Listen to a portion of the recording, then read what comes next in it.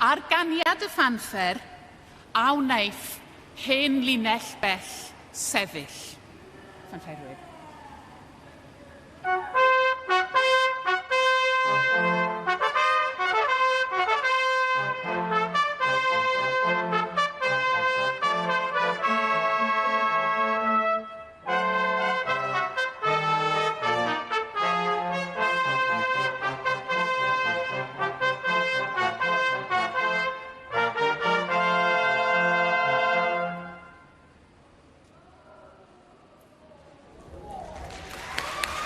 Seremoni ola'r wyl felly y man y Fflint os.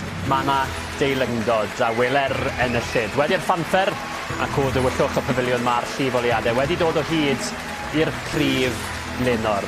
Hen linell bell oedd y ffigenw'r gŵr ifanc yma sydd ar ei drad yng nghanol y pafiliwn.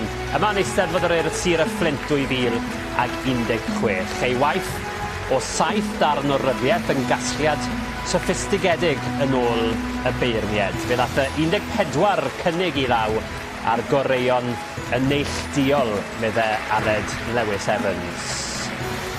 Y gymryddiaeth yn frwd I hen linell bell ac yn denawr yn cael I gyfarch a'i gyrchu i'r llwyfan gan Thomas James a Rhianedd Gwilym, y ddau o Ysgol Maes Garmon, yr ysgol leol yma yn Eisteddfod y Fflint. Mae'n werth eich hatgoffa chi o'r beirniadaeth hefyd. Dyma gyfrol lachar gyda sawl gorwel cyfoes a chyfredol. Ac mi fydd y gwaith at ddant darllenwyr ifanc ac yn rhwydo darllenwyr newydd at y Gymraeg yn ôl y beirniad. Y prif Lenor felly yn mwynhau y profiad unigryw yma yn Eisteddfod yr Urdd, yn gweu ffordd tua'r llwyfan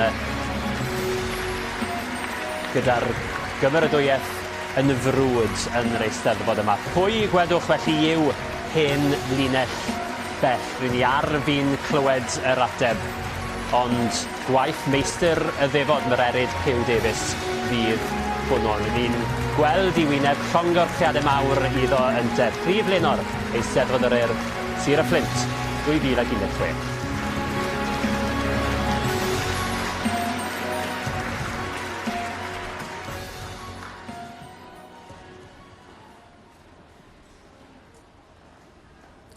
Prif Lenor Eisteddfod Genedlaethol yr Urdd, Sir y Fflint, 2016 ydy Iestyn Tain o Aelwyd Pantycelyn